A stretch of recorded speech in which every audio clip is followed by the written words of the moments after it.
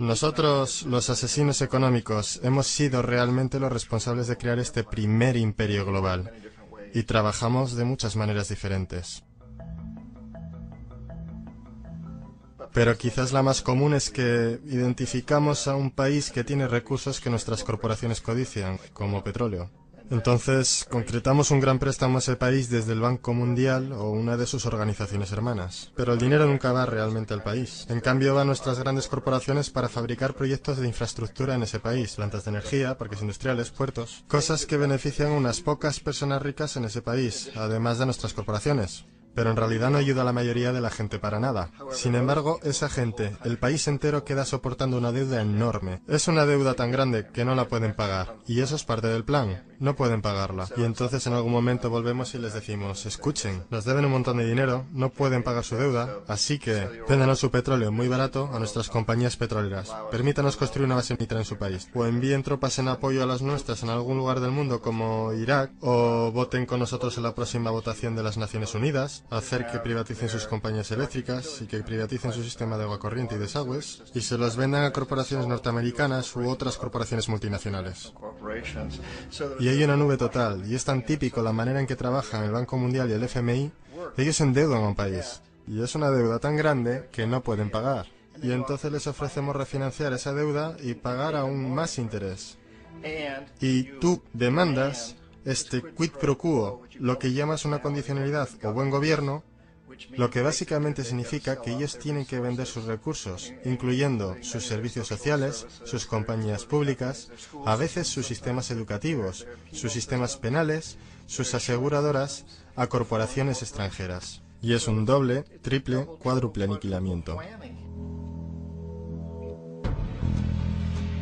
El precedente de asesino económico empezó realmente en los años 50, cuando Mossadegh, elegido democráticamente, que fue elegido en Irán, él fue considerado una esperanza para la democracia, en Oriente Medio y en todo el mundo. Fue el hombre del año en la revista Magazine. Pero una de las cosas que trajo y comenzó a implementar era la idea de que las compañías petroleras extranjeras tenían que pagarle al pueblo iraní mucho más por el petróleo que sacaban de Irán, y el pueblo iraní debería beneficiarse de su propio petróleo. Una política extraña, por supuesto que no nos gustó, pero teníamos miedo de hacer lo que hacíamos normalmente, que es mandar militares. En su lugar, mandamos a un agente de la CIA, Kermit Roosevelt, pariente de Teddy Roosevelt. Kermit fue con algunos millones de dólares y fue muy efectivo y eficiente, y en un pequeño lapso de tiempo se las arregló para hacer derrocar al Mossadegh y trajo al Shah de Irán para reemplazarlo, quien estuvo siempre a favor de nuestra política petrolera. Y fue extremadamente efectivo. Bombs overflow Tehran. Army officers shout that Mossadegh has surrendered and his regime as virtual dictator of Iran is ended. Pictures of the Shah are paraded through the streets as sentiment reverses. The Shah is welcomed home. Y de vuelta a los Estados Unidos, en Washington, la gente miraba alrededor y decía, wow, ¿eso fue fácil? Y barato. Y esto estableció toda una forma nueva de manipular países, creando imperio. El único problema con Roosevelt era que llevaba una tarjeta de agente de la CIA, y si hubiera sido atrapado, las ramificaciones habrían sido muy serias. Así que muy rápido, en ese instante, se tomó la decisión de usar consultores privados para canalizar el dinero a través del Banco Mundial o el FMI, o alguna otra de sus agencias para mandar gente como yo, que trabajan para compañías privadas. Así que si nos atrapan, no habría ramificaciones gubernamentales.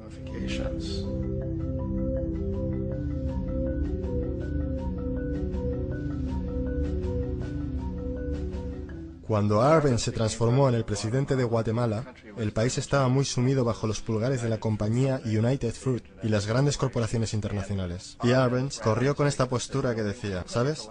Nosotros queremos devolver la tierra a la gente. Y una vez asumió el poder, él estaba implementando políticas que harían exactamente eso, darle los derechos de la tierra de vuelta a la gente. A United Fruit no le gustó mucho eso. Y entonces contrataron una firma de relaciones públicas y lanzaron una campaña masiva en los Estados Unidos para convencer a la gente en Estados Unidos, los ciudadanos de los Estados Unidos, la prensa de los Estados Unidos y el Congreso de los Estados Unidos de que Arbenz era una marioneta soviética y que si le permitiésemos mantenerse en el poder, los soviéticos tendrían un punto de apoyo en ese hemisferio. Y en aquella época había un gran temor en la mente de todos, del terror rojo, el terror comunista. Y entonces, para hacer corta una historia larga, de esta campaña de relaciones públicas vino un compromiso de parte de la CIA y los militares para eliminar a este hombre. Y de hecho lo hicimos. Mandamos aviones, mandamos soldados, mandamos chacales, nosotros mandamos todo para eliminarlo. Y lo eliminamos.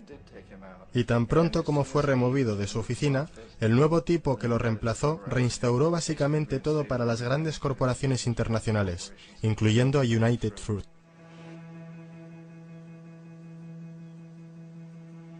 Ecuador, por muchos años fue regido por dictadores proamericanos, a menudo relativamente brutales. Entonces se decidió que habría una verdadera elección democrática. Jaime Roldós se postuló y su principal meta, dijo como presidente, sería asegurar de que los recursos de Ecuador se usarían para ayudar a la gente.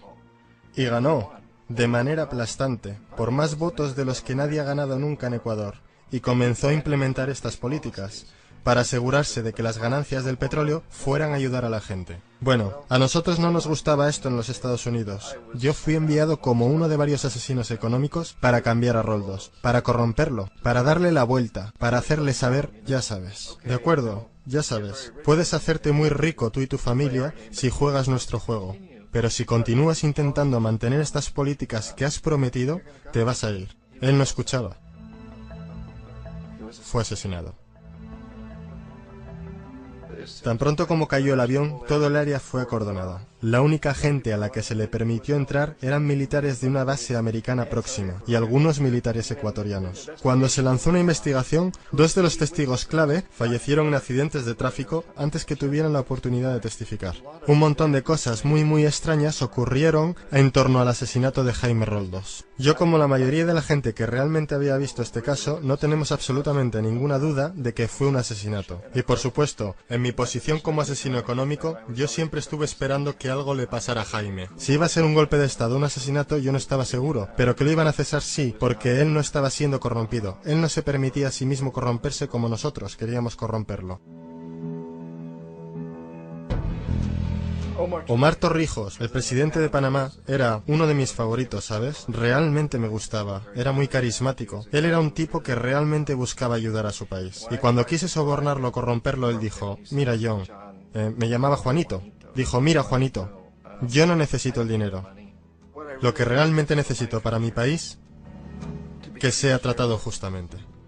Necesito, pues, que los Estados Unidos nos den lo que le deben a nuestra gente por toda la destrucción que han hecho aquí. Necesito estar en una posición donde yo pueda ayudar a otros países latinoamericanos a ganar su independencia y estar libres de esto, de esta terrible presencia del norte. Señores, ustedes nos están explotando miserablemente. Yo necesito tener el canal de Panamá de vuelta en las manos de la gente panameña. Eso es lo que yo quiero, así que déjame solo, ¿sabes? No trates de sobornarme. Era el año 1981 y en mayo Jaime Roldós fue asesinado. Y Omar era muy consciente de ello. Torrijos reunió a su familia y dijo, probablemente sea el siguiente, pero está bien, porque hice lo que vine a hacer, renegocié el canal. El canal ahora estará en nuestras manos, recién finalizamos de negociar el tratado con Jimmy Carter. En junio de ese mismo año, solo un par de meses después, él también cayó en un accidente aéreo, el cual, no hay duda, fue ejecutado por chacales apoyados por la CIA. Hay un montón de pruebas de que uno de los guardias de seguridad de Torrijos le entregó en el último momento, mientras subía al avión, una grabadora. Una pequeña grabadora que contenía una bomba.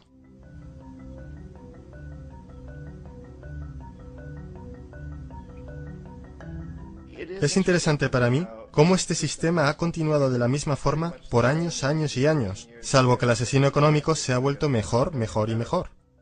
Entonces nos las vimos muy recientemente con lo que pasó en Venezuela.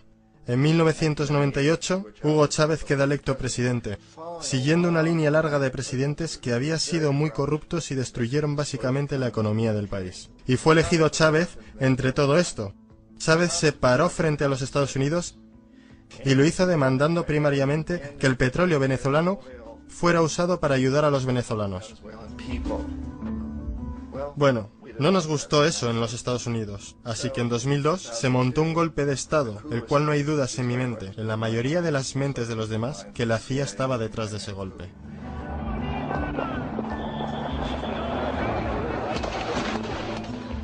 La manera en que fue fomentado ese golpe era muy parecido a aquel que Kermit Roosevelt hizo en Irán, de pagarle a la gente para que saliera a las calles, para manifestarse, para protestar, para decir que Chávez era muy impopular. ¿Sabes? Si puedes hacer que unos pocos miles de personas hagan eso, la televisión puede hacerlo parecer como que es el país entero y las cosas comienzan a crecer rápidamente. Excepto en el caso de Chávez. Él fue lo suficientemente inteligente y la gente lo respaldaba tan fuertemente que lo superaron. El cual fue un momento fenómeno en la historia de América Latina.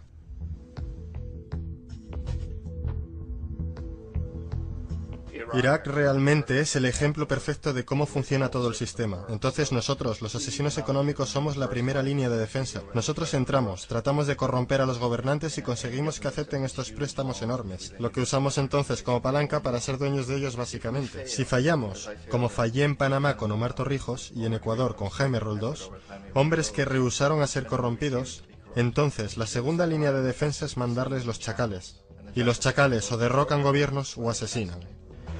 Y una vez que pasa eso, y un nuevo gobierno entra, ese nuevo presidente sabe lo que le pasará si no lo hace. En el caso de Irak, ambas líneas de defensa fallaron. Los asesinos económicos no fueron capaces de llegar a Saddam Hussein. Lo intentaron muy duro. Tratamos de conseguir que aceptase un trato similar al que la Casa de Saud aceptó en Arabia Saudí.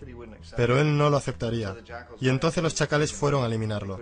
No pudieron hacerlo. Su seguridad era muy buena. Después de todo, él, en un momento, trabajó para la CIA. Él fue contratado para asesinar a un presidente anterior de Irak, y falló, pero conocía el sistema. Así que en 1991 mandamos las tropas y eliminamos las fuerzas militares iraquíes. Entonces asumimos que en ese punto Saddam Hussein rectificaría. Pudimos haberlo eliminado, por supuesto, en aquel momento, pero no quisimos. Él es el tipo de hombre fuerte que nos gusta. Él controla a su gente. Pensamos que podía controlar a los kurdos y mantener a los iraníes en su lado de la frontera y seguir bombeándonos el petróleo. Y una vez hubiéramos eliminado sus fuerzas, entonces iba a rectificar. Entonces los asesinos económicos vuelven en los 90 sin éxito. Si hubiesen tenido éxito, él estaría dirigiendo el país. Nosotros le estaríamos vendiendo todos los aviones de combate que quisiera y todo lo que quisiera, pero no pudieron, no tuvieron éxito. Los chacales no pudieron eliminarlo nuevamente, así que enviamos a los militares nuevamente y esta vez sí hicimos el trabajo completo, y lo eliminamos. Y en el proceso nos creamos algunos muy lucrativos tratos de construcción para reconstruir el país que nosotros esencialmente destruimos, el cual es un muy buen trato si eres dueño de compañías de construcción de las grandes. Así que Irak muestra las tres etapas. Los asesinos económicos fallaron ahí, los chacales fallaron ahí, y como medida final, entran los militares. Y de esa manera nosotros realmente hemos creado un imperio, pero lo hemos hecho muy sutilmente. Es clandestino. Todos los imperios del pasado fueron construidos sobre lo militar, y todos sabían que los estaban haciendo. Los británicos sabían que lo estaban haciendo, los franceses, los alemanes, los romanos, los griegos, y estaban orgullosos de ello. Siempre tuvieron una excusa como extender la civilización, extender alguna religión o algo como eso, pero sabían que lo estaban haciendo. Nosotros no. La mayoría de la gente en los Estados Unidos no tiene idea de que estamos viviendo de los beneficios del imperio clandestino, de que hoy hay más esclavitud en el mundo de la que nunca antes hubo. Entonces tienes que preguntarte, bueno, si es un imperio, entonces ¿quién es el emperador? Obviamente nuestros presidentes no son emperadores. Emperador es alguien que no es elegido, no sirve un periodo limitado y esencialmente no se justifica ante nadie. No puedes calificar a nuestros presidentes de esta forma. Pero sí tenemos lo que yo considero el equivalente del emperador, y es lo que yo llamo la corporatocracia. La corporatocracia es este grupo de individuos que dirigen nuestras corporaciones más grandes, y ellos realmente actúan como el emperador de este imperio. Ellos controlan los medios, sea a través de propaganda o por ser propiedad directa. Ellos controlan la mayoría de nuestros políticos porque financian sus campañas, ya sea a través de las corporaciones o de contribuciones personales que vienen de las corporaciones. Ellos no son elegidos, no sirven periodos limitados de tiempo, no se justifican ante nadie. Y en la misma cima de la corporatocracia realmente no puedes saber si la persona está trabajando para una corporación privada o el gobierno, porque ellos siempre se mueven hacia atrás y adelante. Así que tienes a un tipo que en un momento es el presidente de una compañía constructora como Halliburton y al momento siguiente es el vicepresidente de los Estados Unidos, o el presidente quien estaba en el negocio del petróleo. Y esto es verdad aunque tengas demócratas o republicanos en la oficina. Tienes ese moverse atrás y adelante simplemente por una puerta giratoria.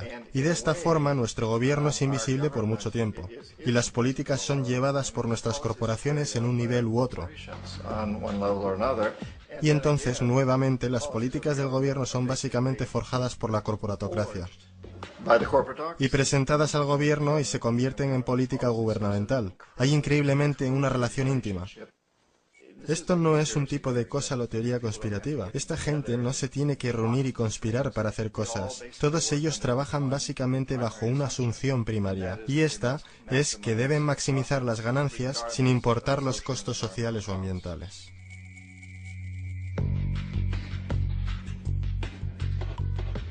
Este proceso de manipulación de la corporatocracia a través del uso de deuda, soborno y derrocamientos políticos se llama globalización.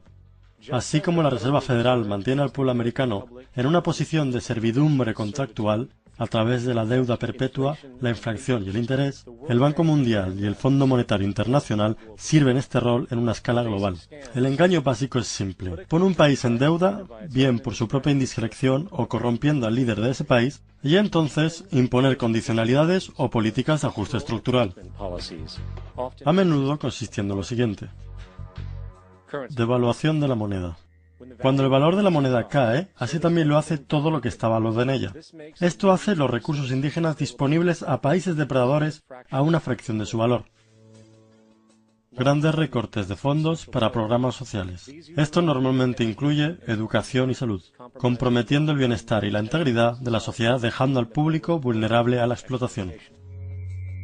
Privatización de empresas del Estado. Esto significa que sistemas sociales importantes se pueden comprar y regular por corporaciones foráneas por ganancias. Por ejemplo, en 1999, el Banco Mundial insistió que el gobierno boliviano vendiera el sistema público de agua de su tercera ciudad a una subsidiaria de la corporación americana Bechtel. Tan pronto ocurrió, las facturas de agua para los residentes locales ya empobrecidos se dispararon al cielo. No fue sino hasta una revuelta completa del pueblo que el contrato se anuló. Entonces está la liberación del comercio, o la apertura de la economía quitando las restricciones de comercio exterior. Esto permite un número de manifestaciones económicas abusivas, tales como que las corporaciones transnacionales traigan sus propios productos en masa, vendiendo más barato que la producción indígena y arruinando la economía local. Un ejemplo es Jamaica, que después de aceptar préstamos y condicionalidades del Banco Mundial, perdió sus mercados de cosechas más grandes debido a competencia con importaciones occidentales. Hoy, granjeros incontables están sin trabajo, pues son incapaces de competir con las grandes corporaciones. Otra variación es la creación de numerosas, aparentemente desapercibidas, desreguladas e inhumanas fábricas explotadoras, que toman ventaja de la economía impuesta. En adición, debido a la desregulación de la producción, la destrucción ambiental es perpetua, ya que los recursos a menudo son explotados por corporaciones indiferentes mientras liberan grandes cantidades de contaminación deliberada. La demanda ambiental más grande en la historia del mundo hoy viene de parte de 30.000 ecuatorianos y gente del Amazonas contra Texaco, de la que ahora es dueña Chevron. Así que es contra Chevron, pero por actividades conducidas por Texaco. Han estimado que han sido más de 18 veces lo que Exxon Valdez volcó en las costas de Alaska. En el caso de Ecuador no fue un accidente. Las compañías lo hicieron intencionalmente. Ellos sabían que lo estaban haciendo para ahorrar dinero en vez de arreglar la disposición apropiada. Además, un somero vistazo a los registros de rendimiento del Banco Mundial revela que la institución, que clama públicamente ayudar países pobres a desarrollar y aliviar la pobreza, no ha hecho nada, excepto incrementar la pobreza y la no distribución de riquezas, mientras las ganancias corporativas se elevan. En 1960, la brecha de ingresos entre un quinto de la población y los países más ricos versus un quinto en los países más pobres era 30-1. En 1998 era de 74-1. Mientras el Producto Bruto Global subió 40% entre 1970 y 1985, los que están en la pobreza en realidad son más, un 17% más. Mientras que de 1985 a 2000, aquellos que viven con menos de $1 al día se incrementaron un 18%. e incluso el Comité Económico del Congreso norteamericano admitió que hay un mero 40% de éxito de todos los proyectos del Banco Mundial. En los años 60, el Banco Mundial intervino en Ecuador con grandes préstamos. Durante los próximos 30 años, la pobreza creció del 50% al 70%. Sobreempleo y desempleo crecieron de 15% al 70%. La deuda pública se incrementó de 240 millones a 16.000 millones, mientras que la porción de recursos destinados a los pobres bajó de 20% al 6%. De hecho, para el año 2000, el 50% del presupuesto nacional de Ecuador tuvo que ser destinado para pagar sus deudas. Es importante entender que el Banco Mundial es, de hecho, un banco norteamericano que apoya intereses de los Estados Unidos, pues Estados Unidos tiene poder de veto sobre las decisiones, porque es el proveedor más grande de capital. ¿Y dónde consiguió su dinero? Adivina. Lo hizo del aire a través del sistema bancario de reserva fraccionada. Basado en el Producto Bruto Interno, de las primeras 100 economías del mundo, 51 son corporaciones y 47 de esas 51 tienen base en los Estados Unidos. Walmart, General Motors y Exxon son económicamente más poderosas que Arabia Saudita, Polonia, Noruega, Sudáfrica, Finlandia, Indonesia y muchos otros. Y mientras las barreras proteccionistas se rompen, las monedas se unifican y manipulan en mercados flotantes, y las economías de los estados se vuelcan a favor de competir en el capitalismo global. El imperio se expande. Usted aparece en su pequeña pantalla de 21 pulgadas y grita sobre América y la democracia. No existe América. No existe la democracia. Solo existe la IBM, la ITT, la AT&T, y DuPont, Dow, Union Carbide y Exxon. Esas son las naciones del mundo hoy día. ¿De qué hablan los rusos en sus consejos de Estado? ¿De Karl Marx? No. De sistemas de programación lineal. De teorías sobre estadística, de problemas económicos, y computan costos de sus transacciones e inversiones, como hacemos nosotros. Ya no vivimos en un mundo de naciones e ideologías, señor Bill. El mundo es un colegio de corporaciones inexorablemente dirigido por los estatutos inmutables de los negocios. El mundo es un negocio, señor Bill.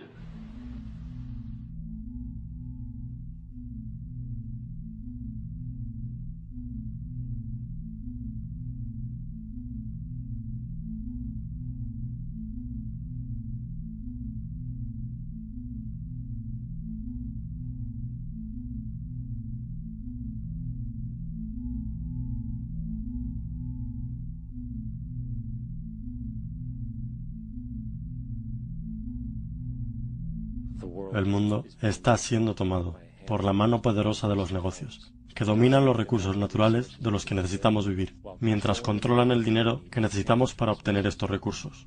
El resultado final será un monopolio mundial basado no en la vida humana, sino en poder financiero y corporativo. Y mientras la inequidad crece, naturalmente más y más gente se desespera.